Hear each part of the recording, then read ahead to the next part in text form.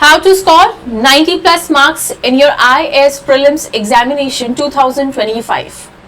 Hello everyone, IAS Cafe presents topic-wise analysis of previous year's questions from all the subjects on this platform. Till now, we had completed the questions from ancient history, modern Indian history and polity. So those who are new on this platform, please do check a playlist, आपको वहां पे सारे questions मिल जाएंगे. आज का जो session है वो है with respect to the medieval Indian history, जहां पे हमने दिल्ली सल्तनत तक के सारे क्वेश्चंस को डिस्कस कर लिया. So we had completed this portion of PYQs. Just give me 1 second. Okay, so we had completed the unit 1, which was from the prehistoric to the Mauryan time. We had completed the post-Mauryan to the post-Guptas, and now we are discussing the questions of medieval Indian history, which is from the initial time to the Delhi Sultanate. And in that as well, we had completed 16 questions. Okay, so आज का जो discussion होएगा, that will start with the question number 17. So this question says, which one of the following statements is not correct? Number 1, the statue of Gomateshwara at Shravanbelagaon represents the last Tirthankar of the Jains. Number 2, India's largest Buddhist monastery is in Arunachal Pradesh. Number 3, the Khajuraho temples were built under the Chandela kings. And number 4, the Hoysaleshwar temple is dedicated to Lord Shiva. Okay, if we try to understand the theme of this question, we have called you multiple times that the Chola period is very important. चेरा, चोला, पांड्या, उसमें जो चोला है ये बहुत ज्यादा important है. चोला के जितने भी रूलर्स थे वो इंपॉर्टेंट है. कौन से रूलर्स साउथ ईस्ट एशिया में गए वो इंपॉर्टेंट है. एंड चोला के टाइम पे जो आर्ट एंड आर्किटेक्चर हुआ वो बहुत ज्यादा इंपॉर्टेंट है. अगर आपने मेंस के PYQs को एनालिसिस किया है तो वहां पे आपको देखने को मिलेगा कि चोला के आर्ट एंड आर्किटेक्चर पे डायरेक्ट क्वेश्चन पूछा है. एक बार उन्होंने खुद ने डायरेक्ट पूछ लिया about the Nataraja, and once they have asked you to write about the sculptures during the Chola.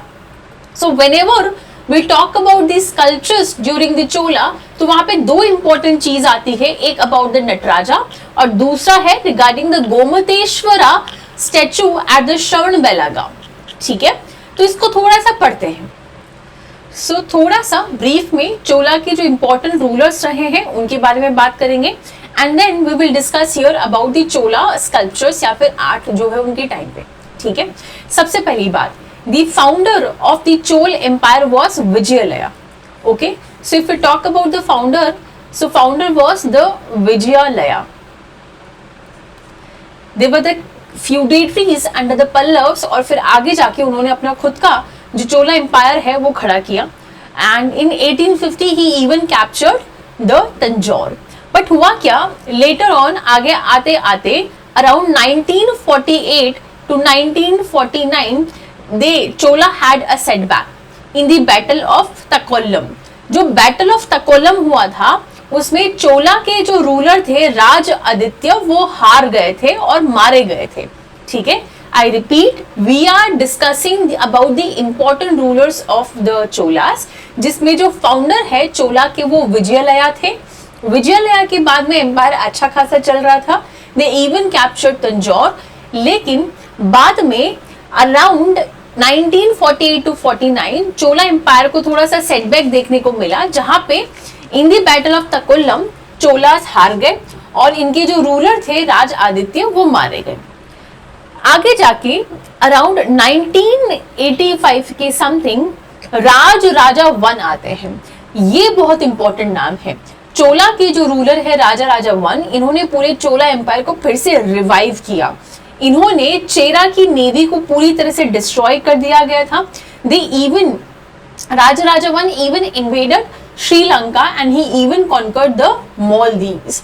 अब यहाँ पे इंपॉर्टेंट चीज क्या है, राज वन एक इंपॉर्टेंट नाम है, ठीक है। हुआ क्या था,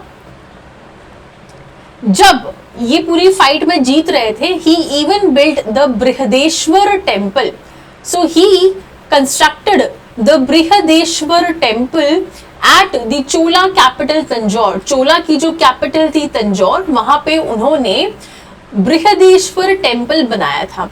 now you will write down in the comment section what do you know about the Brihadeeswara temple, किसका मंदिर है, कहाँ है, क्या खासियत है, you have to write down, ठीक है। उसके बाद में when we talk about the three famous Tamil poet जो इनके टाइम पे हुआ करते थे, चोला के जो रूलर है राजराजा वन, इनके टाइम पे 3 इंपॉर्टेंट पोएट रहे तमिल, जिसमें एक है आपके पास अपर, एक है आपके पास संबांदर और एक है आपके पास Sundarar. Okay, so there are 3 things, one is Appar, one is Sambandar and one is Sundarar. He composed a book of 11 volume that is the Tirumurai, जिसको 5th वेदा के नाम से भी जाना जाता है। उसके बाद में जो इंपॉर्टेंट रूलर यहाँ पे आए वो है Rajendra one. Okay, Rajendra one. He is also known as Gangaikonda Cholapuram. क्यों? Because he marched towards Kalinga to Bengal वाला जो एरिया है वो, एंड जो गंगा रिवर थी हुगली के आसपास, वो उन्होंने क्रॉस कर ली थी, इसीलिए इनको गंगईकोंड चोलपुरम भी बोला जाता है। And he built many temples which were related to Shiva and Vishnu. Okay, Shiva and Vishnu से रिलेटेड बहुत सारे जो मंदिर है वो इन्होंने बनाया था। और यहाँ पे साउथ ईस्ट एशिया के साथ, या फिर अगर हम बोले कि इंडिया में, अगर ये आप मैप देखो इंडिया का, तो इनका ये जो बंगाल में जो पालास थे उनके साथ कोई डायरेक्ट कांटेक्ट नहीं था, बट यहाँ पे पोर्ट का मेंशन है, that port is your Tamralipti port. And आपको पता है कि तमरालिप्ती पोर्ट हो या कोई भी पोर्ट हो, ये बहुत ज्यादा इंपॉर्टेंट हो जाता है, because UPSC do ask questions among the ports, ठीक है जी। So there is a mention of Tamralipti port. Now, if we talk about the statues during the Chola Empire, उसमें से एक हमारे पास है गोमतेश्वर स्टैचू और एक हमारे पास है नटराज का स्टैचू। गोमतेश्वर स्टैचू, आपको पता है कि जैनिज्म में हम तीर्थंकारास की बात करते हैं। जो फर्स्ट तीर्थंकार थे, नॉट द लास्ट वन, जो फर्स्ट तीर्थंकार थे, नाम लिखिए कमेंट सेक्शन में, who was the first Tirthankaras of the Jainas, ठीक है, आपको आंसर देना है। So coming back to the topic, Jainism में जैना के जो फर्स्ट तीर्थंकार थे, उनके जो बेटे थे बाहुबली, उनको डेडिकेटेड करते हुए ये गोमतेश्वर जो स्टैचू है वो बनाया गया था कर्नाटक के अंदर, ठीक। And the important part is कि एक मोनोलिथिक स्टैचू है, this is like a monolithic statue made up of a granite and it was built by Chamundaraya, जो कि गंगा डायनेस्टी को बिलोंग करते थे, ठीक है। अब अगर हम बात करते हैं नटराजा स्टैचू के, तो ये आप सभी को मालूम होना चाहिए, it is dedicated to lord Shiva. अब यहाँ पे लॉर्ड शिवा की बात करते हैं तो इनके 4 हाथ बताए गए हैं, देयर आर 4 हैंड्स, ठीक है। So lord Nataraja is shown by the 4 hands. उनका जो लेफ्ट वाला अपर हैंड है उसमें he had a fire, a eternal fire, जो कि ये शो करता है, ये सिंबलिज्म है कि he was a destructor, he could destroy the world, destroy the entire universe। and उसी तरह लेफ्ट साइड में ही जो नीचे वाला लोअर राइट हैंड था वो शो करता था the path of salvation, and the upper right hand, उसमें उन्होंने डमरू पकड़ रखा था, which shows the sound of creation, कि किस तरह से यूनिवर्स बना। and the lower right hand was in the अभय मुद्रा, जो कि आपको ब्लेसिंग देने का काम करता था, ठीक है। And one more thing, that Shiva is dancing on a small dwarf like a platform, and ये दिखाता है कि आप अपना ईगो छोड़िए, आप अपना इग्नोरेंस छोड़िए, एक इंडिविजुअल को अपना पूरा ईगो जो है वो त्याग देना चाहिए। उनके जो लंबे बाल हैं, जो जटा है, it shows the flow of the Ganga river. उनके चारों गले के चारों तरफ एक स्नेक जो है वो घूम रहा होता है, that symbolizes a kundalini power or a kundalini shakti. So basically what is kundalini power? It is a kind of energy which is in the recessive form in your body. When you meditate too much, it gets activated and you feel in your backbone as a snake is crawling. That is the reason always a kundalini power is shown by a crawling snake on your backbone and around the neck and around the head. Clear?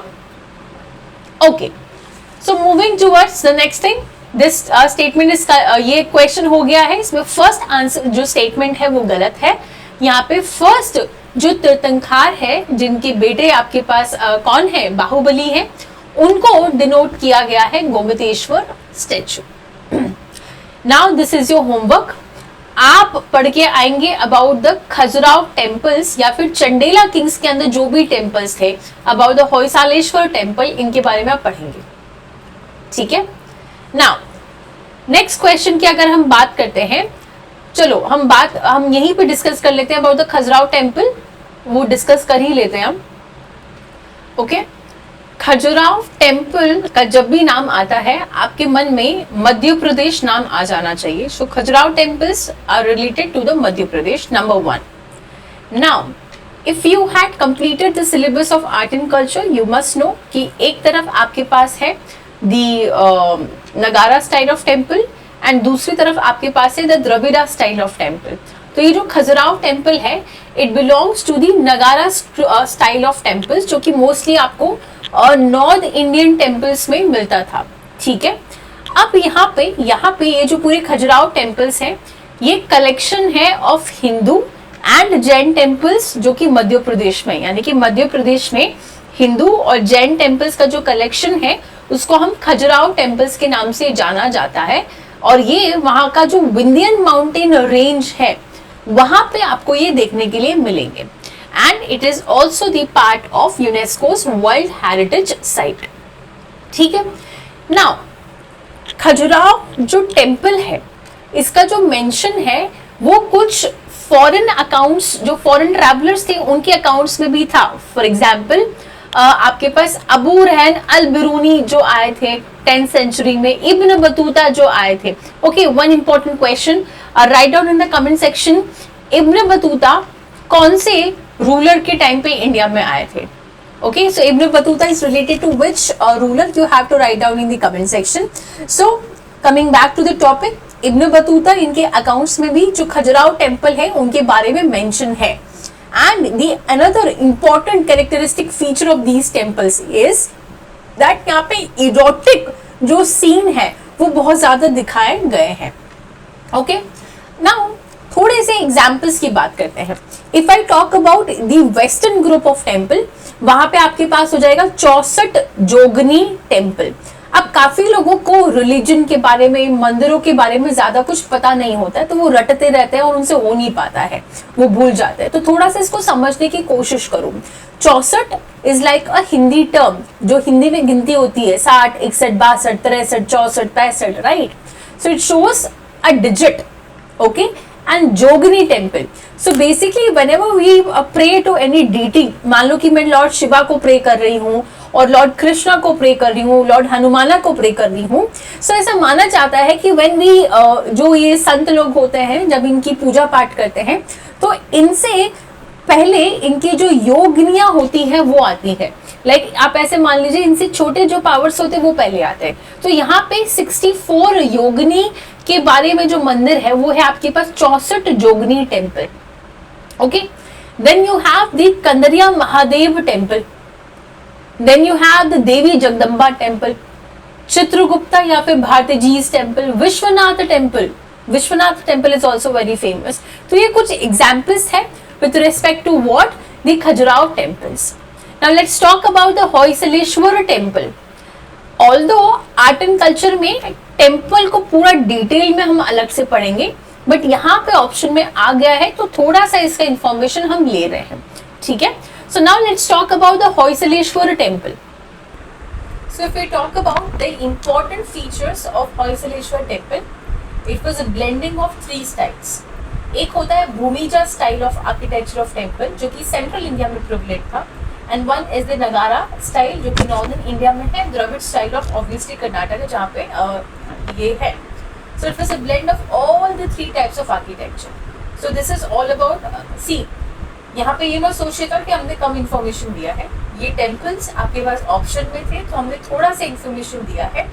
Temple के ऊपर detail video तब बनेगा जब हम अगले unit में art and architecture को लेके सेपरेट क्वेश्चंस करने वाले हैं, तब वहाँ आपको ये डिटेल वीडियो मिल जाएगा.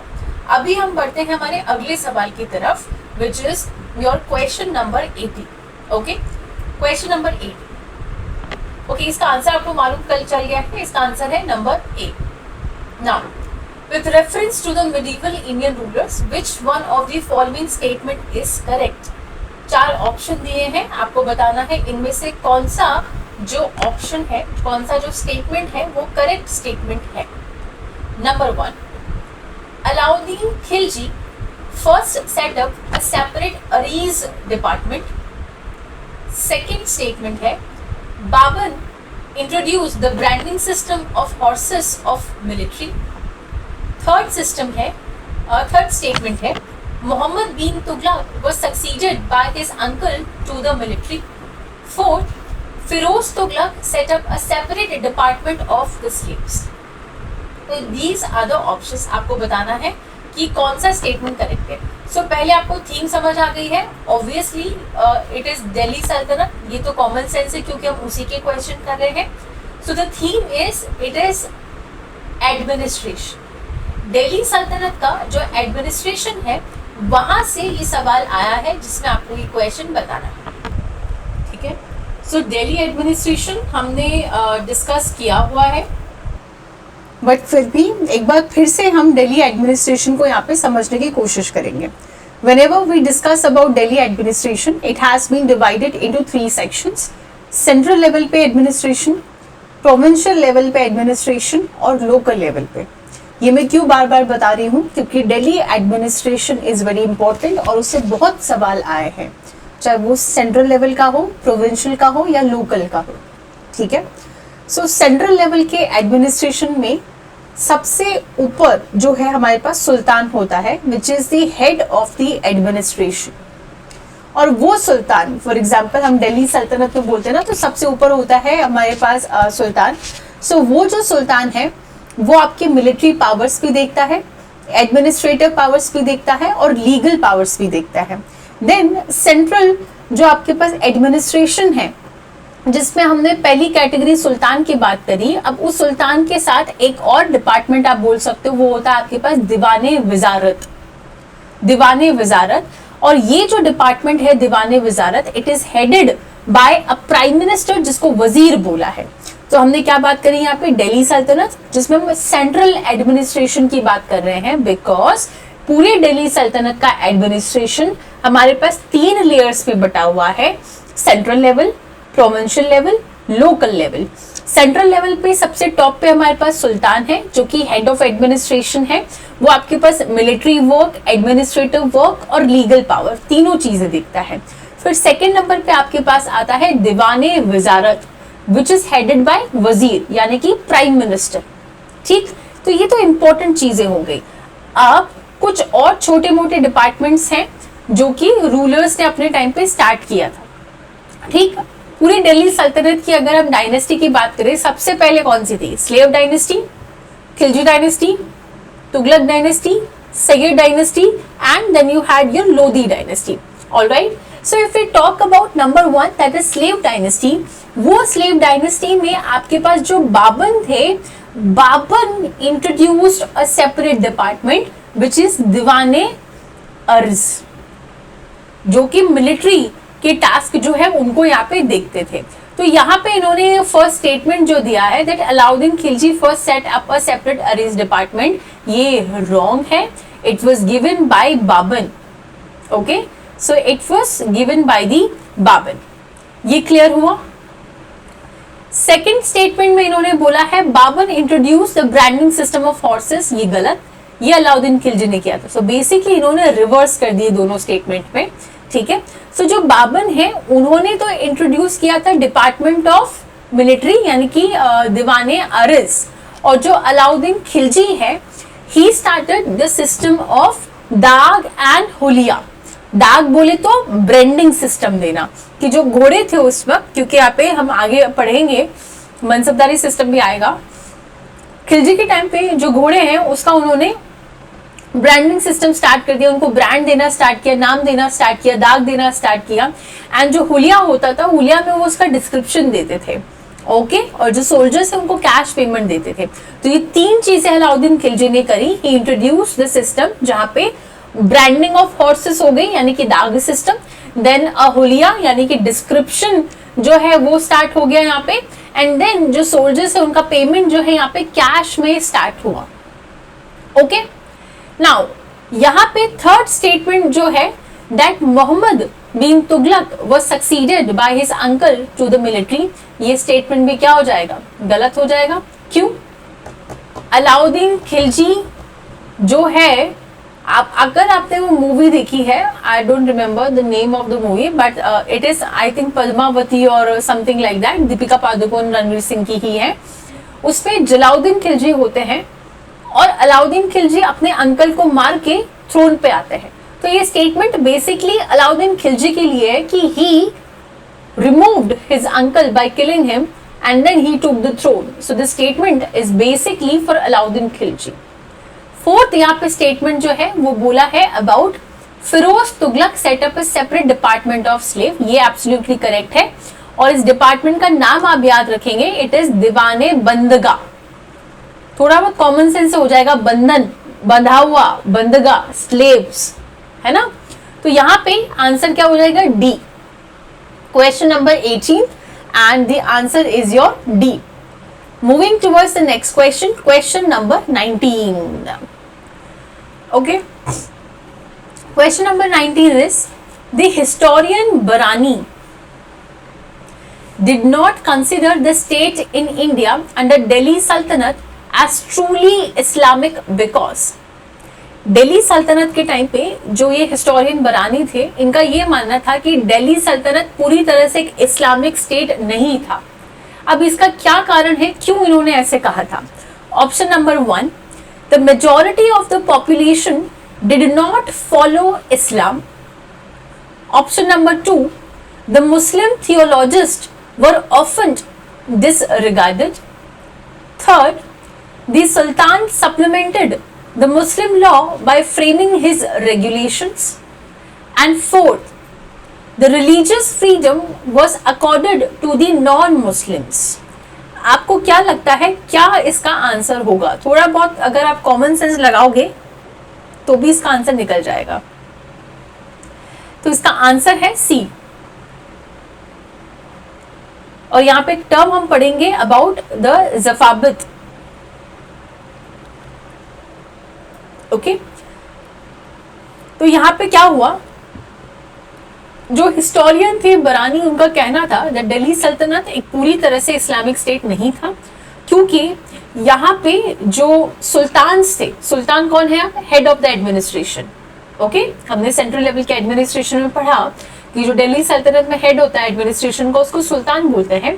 कि जो सुल्तान है उन्होंने मुस्लिम लॉ के साथ साथ अपने खुद के भी कुछ रेगुलेशंस लगाए, जैसे कि सुल्तान formulated their own state law, जिसको ज़वाबित बोला गया। ओके, अब ये जो ज़वाबित है, ये प्रैक्टिकली क्या था, एक तरह से जो जनता है, जो लोग हैं, उनकी आपस की प्रॉब्लम्स को सॉल्व करने के लिए बनाया गया था। So it was not completely based on the Islamic laws, they had their own laws, जिसको ज़वाबित के नाम से जाना गया था। Okay, now question number 20।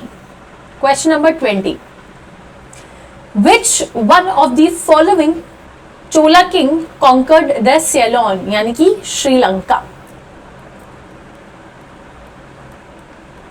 हमने चोला के बारे में इसी वीडियो में डिटेल में पढ़ा है।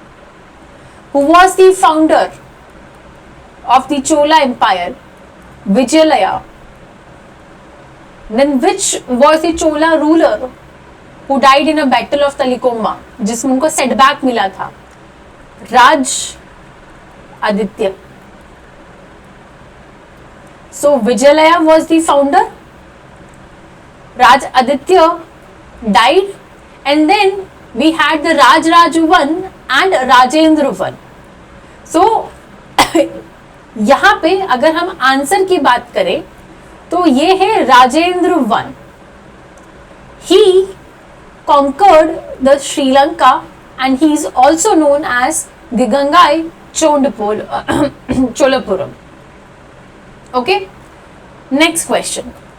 ये हमने डिटेल में डिस्कस कर लिया है इसी वीडियो में, इसलिए हम आगे बढ़ रहे हैं. आगे आते हैं.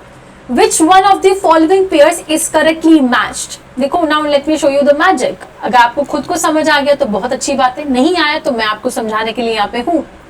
क्वेश्चन है स्टेटमेंट 1, दीवाने बंदगा और इसके आगे लिखा है Tughlaq.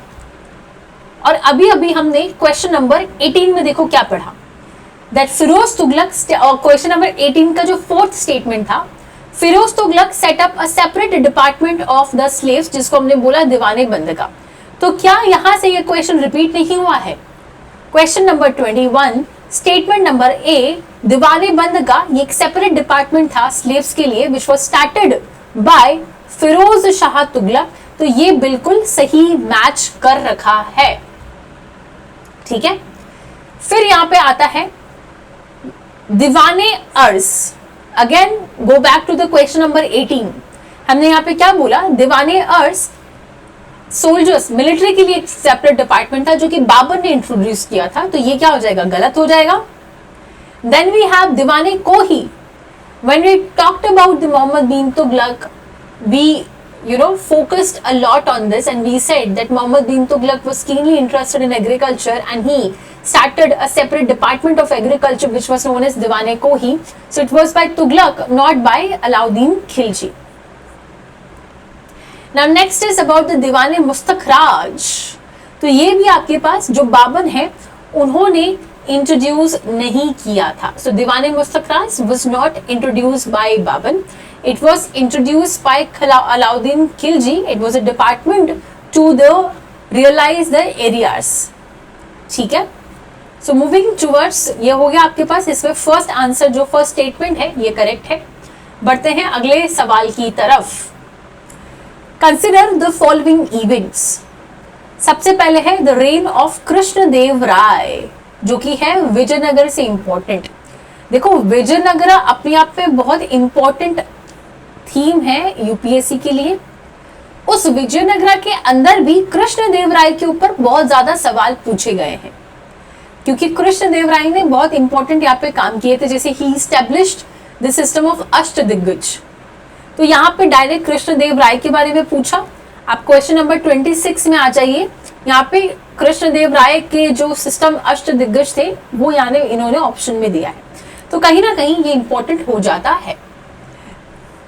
Second is about the construction of the Qutub Minar.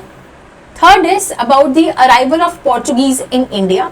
And fourth is about the death of Firoz Shah Tughlaq. तो आपको इनको क्रोनोलॉजी में अरेंज करना है कि कौन पहले कैसे आया. ओके, तो देखो, पोर्चुगीज का अराइवल तो आपको मालूम होना चाहिए. मॉडर्न इंडियन हिस्ट्री खत्म हो चुकी है. डेथ ऑफ फिरोज शाह तुगलक आपको मालूम होना चाहिए. क्यों? बिकॉज 2 बार क्वेश्चन आ गए हैं. Who was the last Tughlaq ruler, जिसमें हमने बात करी थी नसरुद्दीन मोहम्मद तुगलक की. तो हमें एक रफ आइडिया होना चाहिए about the Firoz Shah Tughlaq as well. Qutub Minar एक आर्ट एंड वो है आर्किटेक्चर, किसके टाइम पे बना ये मालूम हो तो आपको पता चल जाएगा आंसर क्या है. यहाँ पे जो हम समझेंगे वो बात करेंगे अबाउट द विजयनगर एम्पायर. ठीक है. So here we will be discussing about Vijayanagara empire. So when we talk about the Vijayanagara empire, mainly यहाँ पे आपको 4 डायनेस्टीज का मेंशन जो है वो मिलने वाला है. Okay, so the number 1 is your Sangam dynasty. Number 2 is Saluva dynasty. Third Tuluva dynasty and fourth is Aravidu dynasty. So पहली चीज आपको दिमाग में ये क्लियर हो जाना चाहिए कि Vijayanagara empire had 4 important dynasties, the Sangam dynasty, the Saluva dynasty, the Tuluva dynasty and the Aravidu dynasty. Now if I talk about the important rulers, जिसमें से ऑब्वियसली द फाउंडर की अगर हम बात करें, founder of Vijayanagara empire, he was Harihara and Bukka, ये दो भाई थे, they belong to the Sangam dynasty. Okay, so basically, और इनके इंपॉर्टेंट एनिमीज जो कि नॉर्थ इंडिया में रहे वो थे बहामनी किंगडम, तभी हम विजयनगरा बहामनी एक साथ पढ़ते हैं। अब पहले थोड़ा सा समझते हैं कि विजयनगरा एम्पायर और नॉर्थ में बहमनी किंगडम, इनकी जो फाइट थी, जो बैटल था, जो आर्ग्यूमेंट था, वो किन चीज को लेके था। तो तीन इंपॉर्टेंट रीजन यहाँ पे हुए। एक जो तुंगभद्रा द्वाप वाला एरिया है उसको लेके, फिर जो कृष्णा गोदावरी डेल्टा वाला रीजन है उसको लेके, और जो मराठवाड़ा और मिलिट्री कॉन्क्वेस्ट की जो चीजें हो रही थी उसको लेके यहाँ पे बहुत ज्यादा इनके इश्यूज हुए।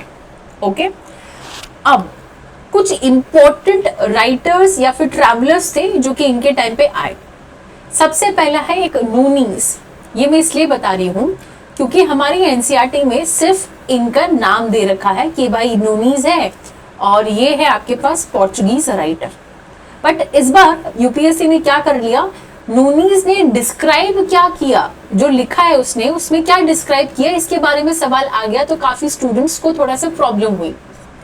तो जस्ट विद वन क्वेश्चन आप विकिपीडिया पे जाके थोड़ा सा नूनीज के बारे में देख लेंगे, एंड ज्यादा इस पे डिटेल में जाने की जरूरत नहीं है, इतना आपको एफर्ट देके रिजल्ट नहीं मिलने वाला है। ओके, सो नूनीज एक पोर्चुगीज ट्रैवलर थे जो कि विजयनगर एम्पायर के टाइम पे आए थे। Then you had the Niccolo Conti. Niccolo Conti ये देवराय सेकंड के टाइम पे पर्शियन ट्रैवलर थे। Then you have one more, that is Abdur Razzaq. Abdur Razzaq ये एक पर्शियन ट्रैवलर है। फिर है आपके पास Ibn Battuta. Okay, next is ये इब्न बतूता जो कि आपके पास क्या है, मोरक्कन ट्रैवलर थे। And one was Domingo Paes. Domingo Paes. So Vijayanagara empire के टाइम पे Nuniz was very important writer. वो एक पोर्चुगीज राइटर थे। And if I talk about the important travellers of his time, Niccolo Conti was there, Ibn Battuta was there, Abdul Razzaq was there, Domingo Paes was there, Niccolo Conti was there. ठीक है, अब थोड़ा सा यहाँ पे administration system की बात कर लेते हैं और फिर हम एक एक रूलर ने क्या स्पेसिफिकली किया वो हम बात करेंगे। ओके, सो विजयनगर एम्पायर का जब हम एडमिनिस्ट्रेशन की बात करते हैं, सबसे ऊपर जो किंगडम है वहां पे राजा होता है, उसको असिस्ट करने वाला होता है काउंसिल ऑफ मिनिस्टर। और फिर नीचे आपको मिलेंगे प्रोविंसेस। वो जो प्रोविंसेस है उनको ये लोग बोलते थे Rajamandalam. Okay, Rajamandalam. And then the district को ये बोलते थे नाडु। आज भी हम तमिलनाडु बोलते हैं। सो नाडु क्या है, डिस्ट्रिक्ट है। And then you have the sub district that is a sthal, and then you have village that is the grama. तो ये तो थोड़ा सा नॉर्मल सा आपको लगा, बट इनके एडमिनिस्ट्रेशन में एक टर्म बहुत ज्यादा फेमस है and there is highly possibility कि अगर विजयनगर एम्पायर से क्वेश्चन आता है तो वो जरूर आना चाहिए, क्योंकि यूपीएससी में, आईएएस में तो नहीं, बट यूपीएससी की जो बाकी एग्जाम्स कंडक्ट हुए हैं उसमें ये बहुत पूछा गया है। तो यहाँ पे there is one term which is known as Amara Nayaka system. Amara Nayaka system. Okay, I think now it is clear. Amara Nayaka system. इस सिस्टम में क्या होता था, बेसिकली ये एक पॉलिटिकल इनोवेशन था विजयनगर एम्पायर के टाइम पे, एंड इसमें मिलिट्री कमांडर्स को टेरिटरीज दी जाती थी टू गवर्न दैट टेरिटरी। और ये जो टेरिटरी यहाँ पे दी गई है उसी को यहाँ पे क्या बोला गया, amaram. Okay, so we are talking about the administration during the Vijayanagara empire, and वहां पे आपको एक अमर नायक सिस्टम देखा गया। उसमें जो एक तरह से एक पॉलिटिकल इनोवेशन मान सकते हो, यहाँ पे जो मिलिट्री कमांडर्स है उनको टेरिटरी दी जाती थी टू गवर्न, और उस टेरिटरी को यहाँ पे अमरम बोला गया। ठीक है, अब ये मिलिट्री कमांडर्स क्या करते थे, इस फॉलोइंग टेरिटरीज में से जो पेजेंट्स होते थे, जो ट्रेडर्स होते थे, जो क्राफ्ट पर्सन्स होते थे, वहां से ये टैक्स को कलेक्ट करते थे, और उसमें से कुछ रेवेन्यू वो अपने खर्चे के लिए निकालते थे, कुछ अपनी आर्मीज को मेंटेन करने के लिए, एंड कुछ to maintain irrigation and the temples. और हर साल एनुअली ये राजा जो है उसको ट्रिब्यूट भेजते थे, पर्सनली उनके वहां पे जाते थे। Okay, So this was a Amar Nayak system. And one more important thing that Vijayanagara empire जो है सब कुछ जो भी उन्होंने रूल किया है, they ruled on the behalf of Virupaksha God. Virupaksha temple भी आपने सुना होगा. So they ruled on the behalf of Virupaksha. ठीक है. अब हम एक एक इम्पोर्टेंट जो राजा इनके टाइम पर रहा है उसके बारे में हम यहाँ पे बात करते हैं फ्रॉम द विजयनगरा एम्पायर. ठीक है. सबसे पहले Harihar first. Okay, so basically Harihar and बुका वर द फाउंडर ऑब्वियसली. सो यहाँ पे जो हरिहर फर्स्ट है उसको हम बोलते हैं he was the master of eastern and the western sea. ठीक है. सो बेसिकली जो भी ये समुद्र था ईस्टर्न वेस्टर्न कोस्ट में, इसके पूरे जो मास्टर है वो हरिहर फर्स्ट को बोला जाता है. फिर इनके भाई जो है बुक्का राय वन आए. इन्होंने गोवा और जो तुंगभद्रा वाला एरिया है उस पर पूरा अपना कंट्रोल किया. एंड एक इंपॉर्टेंट स्टेटमेंट है, याद रखिएगा, इस पे सवाल आया है that he was the one जिन्होंने एम्बेसडर्स को भेजा था गंगाराम को to the China Ming dynasty में. And if you talk about the Devaraya one, ये थे बुक्का राय. देवराय वन, इन्होंने तुंगभद्रा रिवर पे अपना एक डैम जो है उसको कंस्ट्रक्ट किया. और जो देवराय टू है he was the one who invaded the Sri Lanka. ठीक है. Now we will talk in detail about the Krishna Devaraya जो कि सबसे ज्यादा इंपॉर्टेंट है. सो कृष्ण देवराय के टाइम पे जो टैक्सेशन सिस्टम था वो एक लैंड टैक्स था, एक कमर्शियल टैक्स और कुछ बाकी जैसे टैक्सेस आप इसमें इंक्लूड कर सकते हो. लैंड टैक्स जो है इनका मेन सोर्स ऑफ इनकम रहा of the Vijayanagara empire. Okay. अब इंपॉर्टेंट जो एक बैटल थी that was the battle of Golconda. So यहाँ पे जो गोलकोंडा है, गोलकोंडा डायनेस्टी, गोलकोंडा में जो कुतुब शाही डायनेस्टी थी उनके राजा थे कुली कुतुब शाह. उनके अगेंस्ट कृष्ण देवराय ने जो बैटल थी वो लड़ी, that was the battle of Golconda. One more thing, यहाँ पे अगर हम कृष्ण देवराय की बात करें, he was very very good writer we can say. Telugu के अंदर काफी अच्छी चीजें लिखते थे. He wrote Amukta Malyada. Amukta pen अच्छे से नहीं चल रहा है इसमें आज. Amukta Malyada. Okay. That is one who offered the garland after wearing it himself. खुद माला पहनने के बाद उसको दूसरों को देना. ओके. देन इनके टाइम पे अष्ट दिग्गज, ये इस क्वेश्चन में भी दे रखा है, अष्ट दिग्गज बहुत फेमस थे. उसी में से एक अष्ट दिग्गज है हमारे पास Allasani Peddana. Allasani Peddana. He was also well versed in the Telugu. ठीक है. So this was in short a discussion about the Vijayanagara Empire. Now if we talk about I'm so sorry, the answer of this question, तो यहाँ पे आप बात कर सकते हैं विजयनगरा एम्पायर. क्वेश्चन नंबर 22, इसमें जो आंसर है वो ए है. दैट मीन्स सबसे पहले यहाँ पे कुतुब मीनार का जो कंस्ट्रक्शन है वो हुआ था. और ये बहुत इजीली आप कर सकते थे क्योंकि हमें मालूम है कि जो कुतुब मीनार है उसका जो कंस्ट्रक्शन है वो किसने किया? कुतुबुद्दीन ऐबक ने किया, जो कि स्लेव डायनेस्टी को बिलोंग करते थे. सबसे पहले ही वही आए थे, उन्होंने इसका स्टार्टिंग किया, तो यही हुआ सबसे पहले. और यहाँ पे सेकंड नंबर पे अगर कोई चीज आती है वो है फिर डेथ ऑफ फिरोज शाह तुगलक. ठीक है, डेथ ऑफ फिरोज शाह तुगलक, और फिर ये बाकी की चीजें यहाँ पे आएगी. So this was all about the today's video. In next video हम आगे के ये जो 5 सवाल है वो यहाँ पे करने वाले हैं. Okay, so thank you so much. अगर आपको हमारा ये इनिशिएटिव पसंद आ रहा है, आप हमारे चैनल को सब्सक्राइब कर सकते हैं, हमारी वीडियो को लाइक और ज़्यादा से ज़्यादा शेयर कर सकते हैं, because this is the only medium through which we get motivated, my team get motivated and we work for you. Thank you so much.